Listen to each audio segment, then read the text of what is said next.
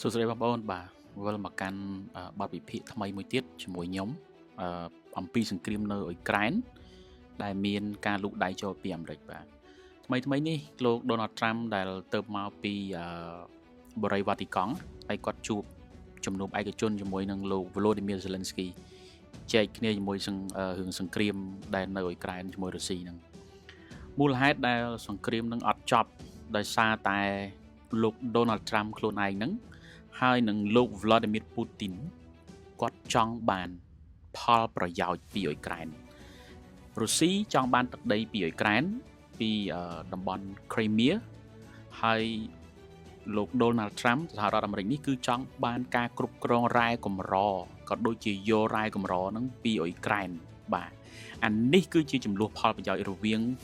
មហាអំណាចទាំងពីរបាទដែលអាមេរិកហើយនិងរុស្ស៊ីអញ្ចឹងសួរថាតើលោក Volodymyr Zelensky ក្នុងនាមជាម្ចាស់ប្រទេសនេះតើគាត់ព្រមអត់បងប្អូនហើយខ្ញុំសួរទៅបងប្អូនទាំងអស់គ្នាតើបងប្អូនទាំងអស់គ្នាព្រមអត់បើសិនជាយើងជាម្ចាស់ប្រទេសហើយគេកំណត់មកឲ្យយើងអញ្ចឹងបាទអញ្ចឹងអ្វីដែលយើងអាចរៀនពីនយោបាយ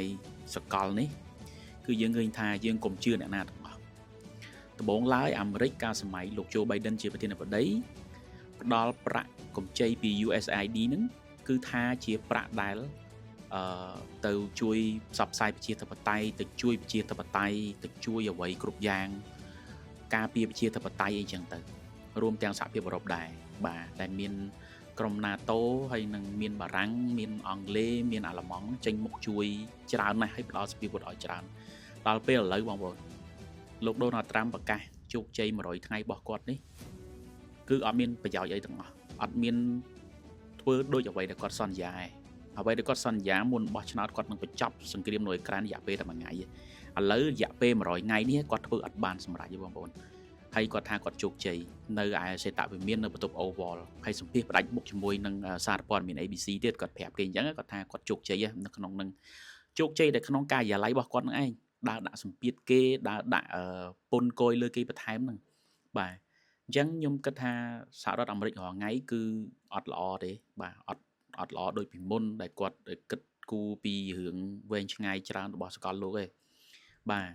អរគុណច្រើនបងប្អូនបទវិភាគនឹងមានតែប៉ុណ្្នឹងទេហើយលោកពូទីនក៏កំពុងតែធ្វើបទឈប់បាញ់រយៈពេល3ថ្ងៃដែរខ្ញុំបាន